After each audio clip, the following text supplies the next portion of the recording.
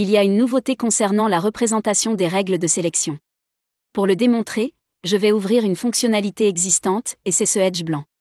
Pendant ce temps, dans la barre de cadre supérieure, les règles de sélection ne sont plus listées, seulement les filtres de sélection. La différence entre les règles de sélection et les filtres est assez simple, d'ailleurs. Un filtre n'est jamais utilisé que temporairement. Un filtre réduit temporairement la sélection possible.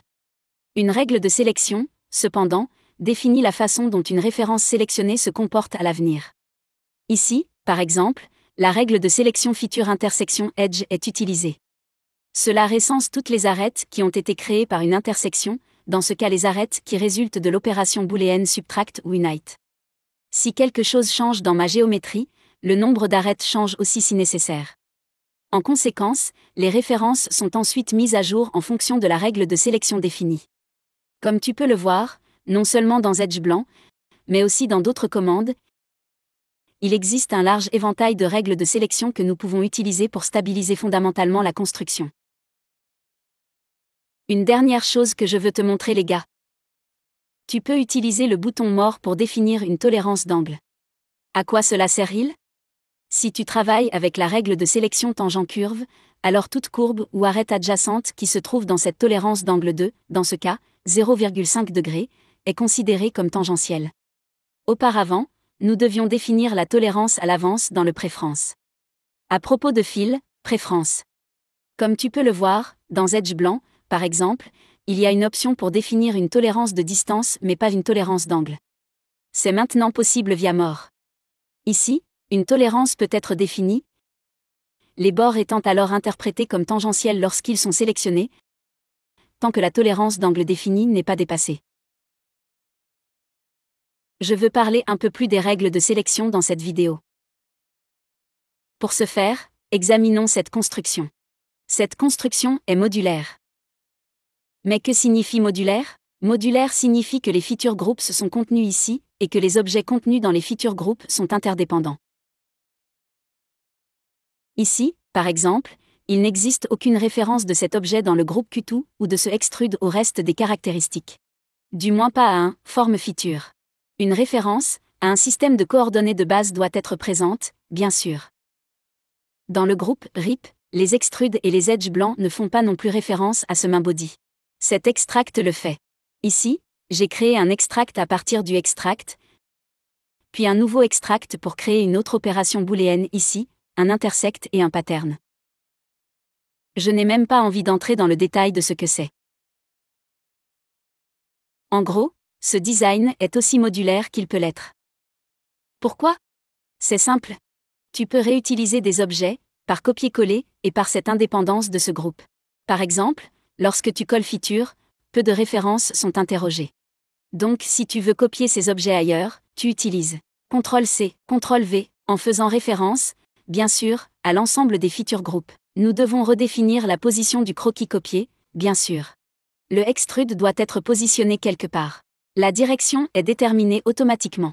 Et bien sûr, le corps qui est nécessaire pour cet extract doit être sélectionné ici aussi. Tu dois choisir celui-là, bien sûr. Cela montre la rotation vector qui est nécessaire pour le pattern. C'est déjà toutes les références. Plus de bords de corps, plus de courbes. La conception est modulaire et indépendante. Cela rend également la conception beaucoup plus stable.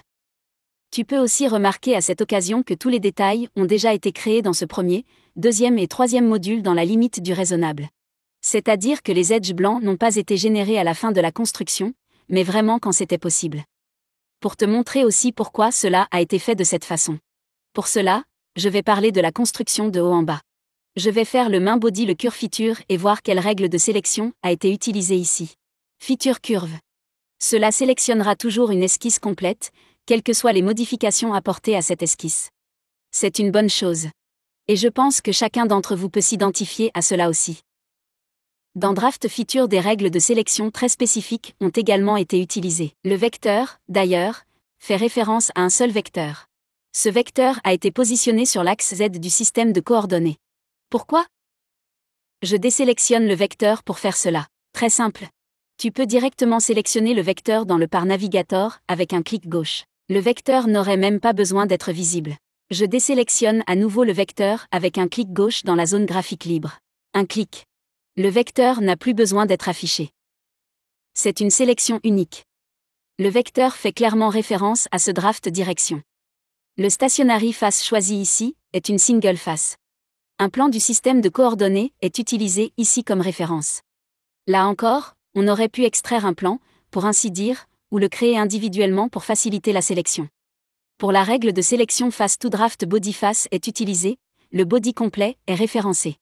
Quel que soit le nombre de faces dont se compose le body, toutes les faces sont toujours sélectionnées. Cela rend le draft update stable. J'annule l'édition. Et je regarde l'objet suivant, qui est le edge blanc.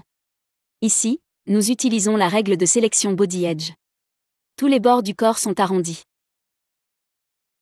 Puis les bords du corps sont à nouveau supprimés, à l'aide de la commande delete face.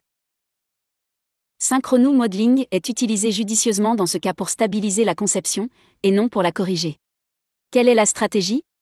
Je désélectionne l'objet. Nous allons jeter un coup d'œil à la règle de sélection qui est utilisée.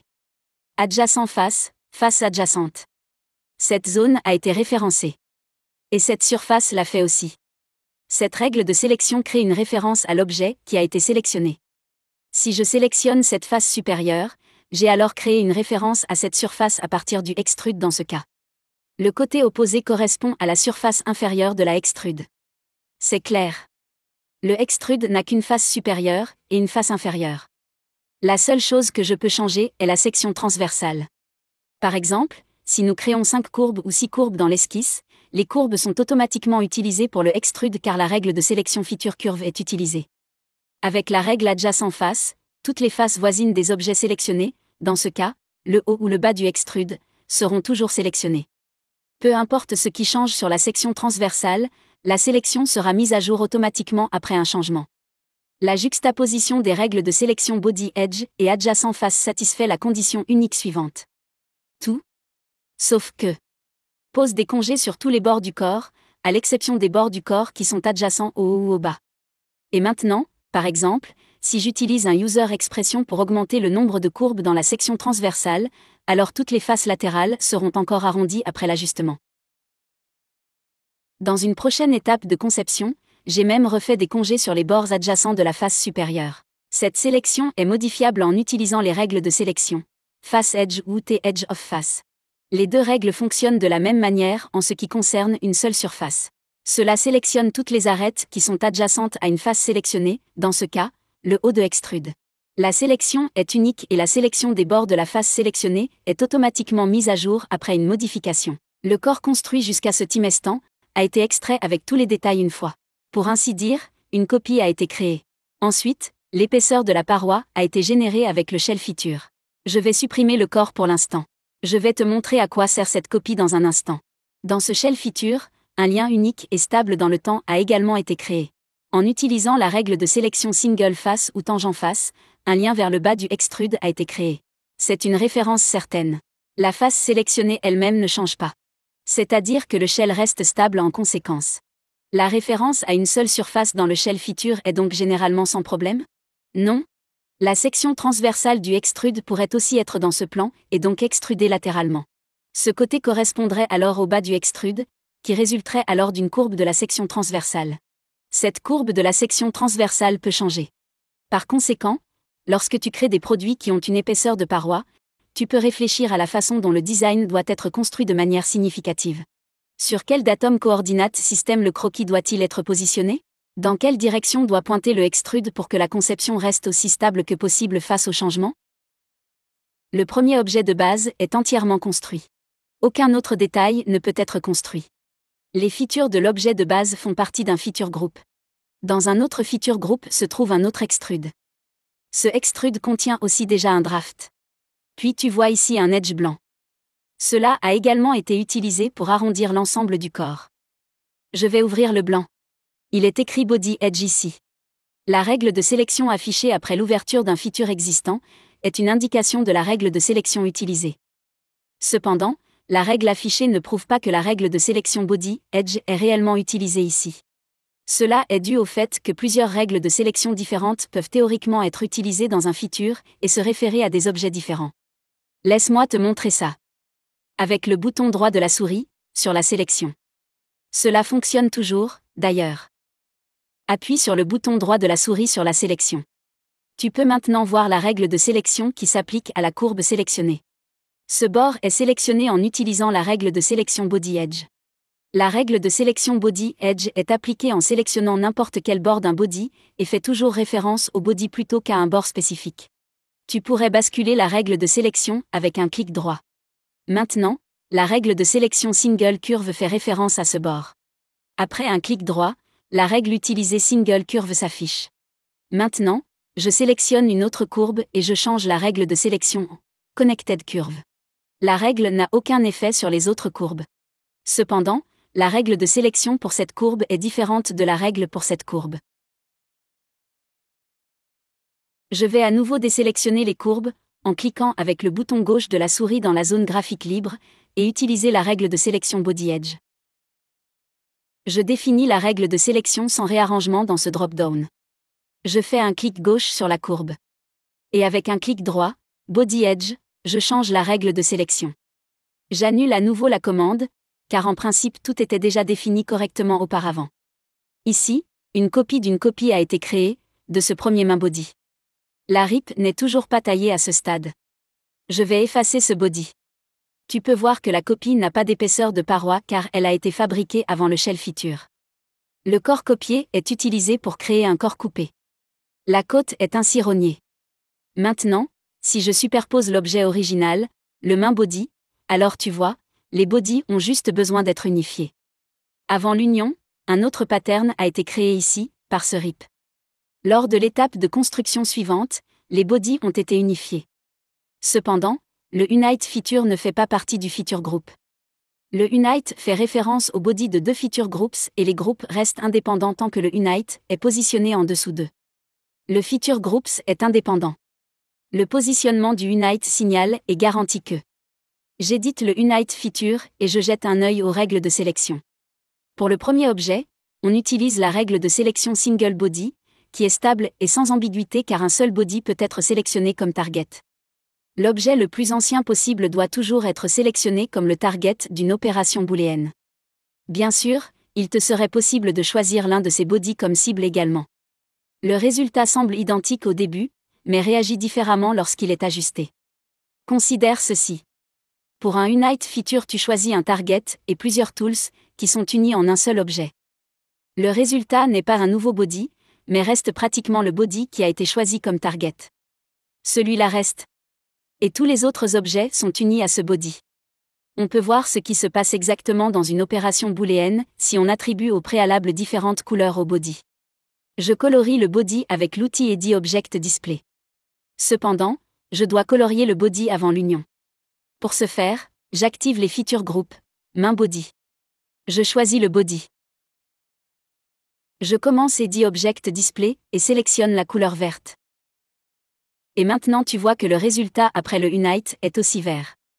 Cependant, si tu désélectionnes ou remplaces des objets dans les Unite features et que tu utilises un body plus récent comme target et que tu définis les bodies restants comme toll, alors tu peux déjà voir dans l'aperçu comment la couleur du résultat va changer. La couleur du body choisi comme target sera prise dans le résultat du Unite. Comme tu peux l'imaginer, de multiples opérations booléennes, de multiples units, sont souvent générées dans le modèle history. Il existe de nombreux types d'opérations booléennes, pas seulement celles impliquant solid body. Il y a aussi les patch features, les sew features, trim et extend. Le face blanc est également une opération booléenne. Si tu en utilises un nombre relativement important pour la construction, et que chaque fois que tu le fais, le soi-disant body id change, c'est-à-dire que chaque fois que le résultat obtient une nouvelle couleur, alors tu peux toujours t'attendre à une réaction en chaîne même si tu le modifies. Tu peux imaginer qu'aucune erreur ne doit se produire dans ce domaine. En revanche, tu dois toujours sélectionner l'objet le plus ancien en premier, ce qui correspond dans ce cas à main body. Le résultat est vert. Avec chaque détail, avec chaque module que tu crées, le target dans l'opération booléenne fait toujours référence au main body et le résultat est toujours vert. Cela rend les modules indépendants les uns des autres. Réfléchis Y. Cette approche est appelée construction horizontale. Cela réduit le temps de calcul et le risque d'erreur de la construction. Si tu définis l'opération booléenne en interne, par exemple, dans Extrude, alors NX sélectionne automatiquement l'objet le plus ancien, et dans ce cas, sélectionne le main body comme target, et hérite du ID de cet objet plus ancien au résultat. Tu peux aussi vérifier le ID, d'ailleurs. Tu es le bienvenu pour le faire sur cette partie de l'exercice. Je vais choisir le body pour cela. CTRL-I. Object Information. Le ID s'affiche ici. Si tu vérifies cela après chaque opération booléenne, ce ID devrait toujours être le même. En fait, la couleur fait aussi référence aux ID. Ainsi, la couleur est un indicateur que le ID est transmis au résultat après chaque opération booléenne, à savoir, le ID du target. Ici, un autre Q2 a été construit et soustrait. Encore une fois, tu vois. C'est le troisième module Q2.